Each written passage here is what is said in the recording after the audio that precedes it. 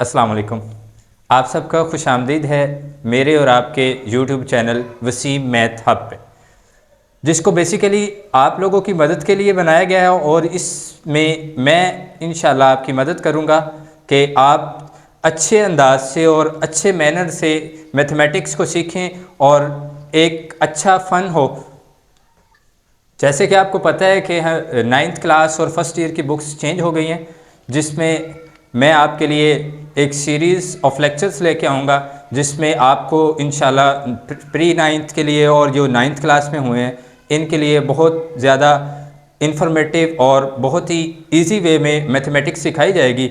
और इंशाल्लाह मैं आपकी मदद एंड तक करूँगा, जिसमें आप एग्ज़ाम्स में और एग्ज़ाम्स के बाद आप मुझे इंशाल्लाह दुआएं देंगे। अब हम चैप्टर नंबर 4 की तरफ चलते हैं, जो कि नाइन्थ क्लास में दिया गया है, जिसका नाम है factorization and algebraic manipulation. Factorization जो है ये ninth class, tenth class, first year, second year, even कि आप पीएचडी तक जाते हैं तो उसमें ये आपको यूज़ करनी पड़ेगी। और इसका स्कोप बहुत ज़्यादा है। इसको आप फाइनेंस में यूज़ करते हैं, इंजीनियरिंग, बिजनेस में और डेली लाइफ में भी आप इनको यूज़ करते हैं। फैक्टराइजेशन जब भी आप देखते हैं तो इसमें आपको 3 चीज़ें कन्फर्म पता होनी चाहिए। सबसे पहले आप अगर कॉमन लेते हैं तो यानी कि कॉमन फैक्टर्स होने चाहिए। अगर आपका कॉमन फैक्टर्स नहीं मिल रहा तो फिर आपके पास फार्मूला होना चाहिए। अगर आपके पास फार्मूला नहीं है तो आप पेयरिंग पे जाएंगे। अब आपने फैक्टर्स बनाने सबसे पहले सीखने हैं, यानी कि कॉमन देखना है सबसे पहले। अगर मैं देखूँ 2x² plus 5xy plus 6xz, तो इसमें अगर मैं कॉमन देखूं तो इन सब में एक ही चीज़ कॉमन आ रही है, जो कि x है, और ये भी x है और ये भी x है। कॉमन का मतलब ये होता है कि अलजेब्रिक एक्सप्रेशन को वो पूरा डिवाइड करे। अगर मैं यहाँ पे देखूं तो मेरे पास x आ रहा है। अगर मैं x को बाहर ले लूँ तो मेरे पास अंदर क्या बचेगा, 2x प्लस 5y, क्योंकि x बाहर आ गया, और एक x इधर से भी बाहर आ गया, प्लस 6, और ये x बाहर आ गया और पीछे आपके पास z बच गया। यही इसका आंसर है। अब हम 4.1 की तरफ चलते हैं। अब हम 4.1 का क्वेश्चन नंबर 1 करेंगे, जो कि factorization by identifying common factors है। कॉमन फैक्टर्स का भी मैंने आपको बताया कि आप अलजेब्रिक एक्सप्रेशन को पूरा अगर जो चीज़ आप कॉमन लेते हैं वो उसको पूरा डिवाइड करता है। इट मीन्स 2 फैक्टर यानी कि अलग अलग करता है उसको। जैसे कि मैं आपको यहाँ पे क्वेश्चन नंबर 1 में करके दिखाता हूँ। 6x प्लस 12, ये आपके पास क्वेश्चन है। इसमें आप देखें कॉमन क्या है। आपके पास 6 कॉमन है, जो कि 6 कॉमन है, जो कि 6 को भी डिवाइड कर रहा है और 12 को भी। और कॉमन हमेशा हमने बड़े से बड़ा लेना होता है। अब मैं ले रहा हूँ 6 कॉमन। जब मैं 6 कॉमन ले रहा हूँ तो मेरे पास क्या बच गया, पीछे 6 से कैंसिल हो गया और x बच गया, प्लस जब मैंने 6 को 12 पे डिवाइड करवाया तो मेरे पास क्या बच गया, 2 बच गया। तो मैंने इसको क्या लिख दिया, ये लिख दिया। और ये मेरा क्वेश्चन नंबर 1 एंड हो गया। अब मैं क्वेश्चन नंबर 2 की तरफ चलता हूँ, जो क्या है 15y² प्लस 20y। इसमें आप देखें, मैंने अभी बताया आपको कि आपने क्या देखना होता है, बड़े से बड़ा कॉमन देखना होता है। अब देखिए इसमें बड़े से बड़ा कॉमन क्या, जो कि दोनों में हो। बड़े से बड़ा कॉमन आपके पास 5, जो कि 15 को डिवाइड कर रहा है, 20 को भी डिवाइड कर रहा है। और आप दूसरा ये भी देख सकते हैं दोनों में y भी कॉमन है। अब मैं क्या ले लेता हूँ, 15y² से 5y कॉमन ले लिया और इधर से भी y कॉमन आ गया। तो मैं जब एक कॉमन ले रहा हूँ तो 15y को 5y पे डिवाइड करूँ तो मेरे पास क्या बच जाएगा, 15, 5 3 था 15, और एक y बाहर आ गया तो आपके पास y बच गया। प्लस जब आप 20 को डिवाइड कर रहे हैं 5 पे तो आपके पास 4 बचेगा, और y ऑलरेडी पहले कॉमन आ चुका है। ये आपके पास क्वेश्चन नंबर 2 सॉल्व हो गया। अब मैं क्वेश्चन नंबर 3 की तरफ आता हूँ। आपने देखना है यहाँ पे क्या कॉमन है, यहाँ पे x भी कॉमन है, और ये आपके पास क्वेश्चन -12x² माइनस 3x²। दोनों में देखें, दोनों में -3 कॉमन है, -3 भी कॉमन है, सॉरी ये x है, -3 भी कॉमन है, तो और दोनों में x भी कॉमन है। जब आप -3 को -12x² पे डिवाइड करेंगे तो आपके पास +4x बच जाएगा। क्या बचेगा, +4x। फिर आपको -3 कॉमन आ गया और x भी कॉमन आ गया। जब -3x को -3x पे डिवाइड करते हैं तो आपके पास क्या बच गया, माइनस माइनस से कैंसिल हो गया और 1 बच गया। ये देखिएगा। अब आ जाए आप क्वेश्चन नंबर 4 पे, जो कि आपके पास है 4a² b प्लस 8ab²। अब आप क्या करेंगे, यहाँ पे भी कॉमन देखेंगे।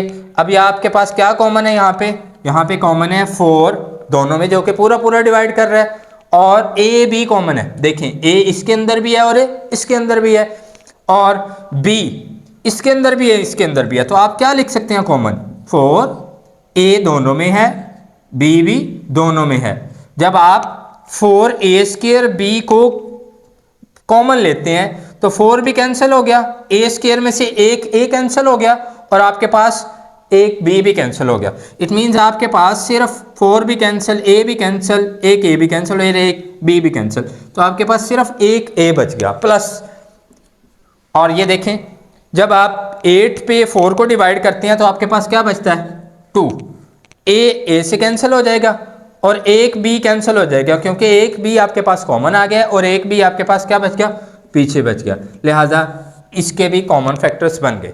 अब आते हैं हम क्वेश्चन नंबर 5 की तरफ, जो कि आपके पास है। देखें यहाँ पे x y minus 3x² plus 2x। अब देखिएगा यहाँ पे आप देखेंगे x इसके अंदर भी मौजूद है अलजेब्रिक एक्सप्रेशन में, इसके अंदर भी और इसके अंदर भी, तीनों में सिंगल पावर पे x कॉमन है। तो आपने x उसको बाहर ले लिया, फिर आपने जब x y पे डिवाइड करवाया x को, तो x से कैंसिल हो गया, आपके पास क्या बच गया, y बच गया। तो आप y को लिख लोगे माइनस। जब आपके पास x² में x कैंसिल हो जाएगा तो आपके पास x बच जाएगा, तो -3 पहले ही बचा हुआ, -3 और एक x कॉमन आ गया, पीछे क्या बच गया, एक x बच गया। और देखिएगा यहाँ पे x और x कैंसिल हो गए, तो आपके पास क्या बच गया, यानी कि कॉमन आ गए, +2 बच गया। वाह। आगे अब हम अपने लास्ट क्वेश्चन पे चलेंगे, जो कि हमारे पास क्या क्वेश्चन है, 3a² minus 9ab² plus 15ab। अब देखिएगा 3 कॉमन है, क्योंकि 3 को भी डिवाइड कर रहा है, 3 9 को भी डिवाइड कर रहा है और 3 15 को भी डिवाइड कर रहा है। इन अदर वर्ड्स आप कह सकते हैं कि 3 के टेबल के जो मल्टीपल्स होते हैं वो हैं इसमें। तो 3 आप कॉमन ले लें, और इसके बाद आपके पास क्या कॉमन है, a कॉमन है। इधर भी क्या कॉमन है, a और a, क्योंकि a तीनों के अंदर मौजूद है। इस वजह से मैं क्या करूँगा, a भी कॉमन ले लूँगा। तो b मेरे पास तीनों में नहीं मौजूद, इस वजह से मैं b को कॉमन नहीं ले सकता। तो मेरे पास अब अगर मैं 3a को कॉमन ले रहा हूँ तो 3 बाहर आ गया, और ये a² है, इट मीन्स a² में से एक a बाहर आ गया और एक a मेरे पास बच गया। तो जो एक बच गया वो मैंने ऐसे लिख लिया। अब इधर आइएगा, अगर मैं 3a को 9ab² पे डिवाइड करता हूँ तो मेरे पास 3 × 9, यानी कि मेरे पास 3 आ जाएगा, और a कैंसिल हो जाएंगे, और b मेरे पास है ही नहीं, तो b² इसी तरह ही आ जाएगा। प्लस जब मैं 15ab को डिवाइड करता हूँ 3a पे, यानी कि जो मैंने कॉमन लिया है, तो मेरे पास क्या बच जाएगा, 3 5 पर 15, तो 5a भी मेरे पास कॉमन आ गया, पीछे मेरे पास क्या बच गया, b बच गया। ये इस तरह हमारा क्वेश्चन नंबर 1 सॉल्व हो गया। अब देखते हैं एक दफ़ा रिवीजन में। 6x + 12 था, तो मैंने क्या किया, 6 कॉमन ले लिया, 6 कॉमन आ गया, तो मेरे पास ये 6 बाहर आ गया, x प्लस जो 6 पे डिवाइड हुआ तो ये 2 आ गया। सिमिलरली इसी तरह यहाँ पे 15 और 20 और साथ में y भी था, तो यहाँ पे 5y कॉमन आ गया।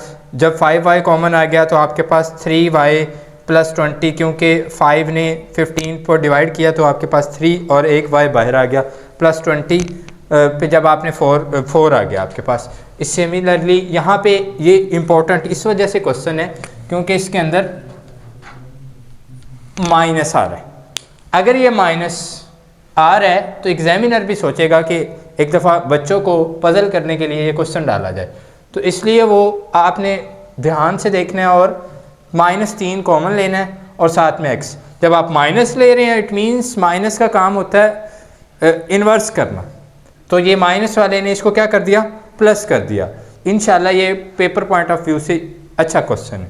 इसके बाद आपके पास 4, आपने देखा इसमें 4 दोनों में कॉमन था, a भी कॉमन था और b भी कॉमन था। आपने क्या कॉमन ले लिया, 4a भी कॉमन ले लिया, आपके पास a बच गया, प्लस 8 को डिवाइड करवाया 4 पे तो आपके पास 2 बच गया, a वैसे कैंसिल हो गया, आपके पास b स्क्वायर था तो आपके पास एक ही b बच गया। सिमिलरली यहाँ पे आ जाएं, x आप देखते हैं तो ये तीनों में कॉमन था तो आपने क्या किया, x को कॉमन ले लिया, बाकी जो चीज़ें डिवाइड करके बची आपने वैसे ही लिख लें। और इसी तरह ये लास्ट क्वेश्चन में भी देख लें, 3 कॉमन था और इसके साथ a भी कॉमन था क्योंकि a तीनों के अंदर मौजूद है, तो आपने क्या किया, 3a कॉमन ले लिया तो a बच गया पीछे, यहाँ पे 3b स्क्वायर बच गया और यहाँ पे 5b बच गया। अब यहाँ पे हमारा क्वेश्चन नंबर 1 सॉल्व हो गया। और अगर आपको इसमें कोई कन्फ्यूजन है आप हमें कमेंट सेक्शन में बता सकते हैं और आप इंशाल्लाह मैं आपको व्हाट्सएप नंबर भी दे देंगे। अगर आपको नोट्स चाहिए या कोई भी प्रॉब्लम है आप वहाँ पे भी हमें से कांटेक्ट कर सकते हैं। अल्लाह हाफ़िज़।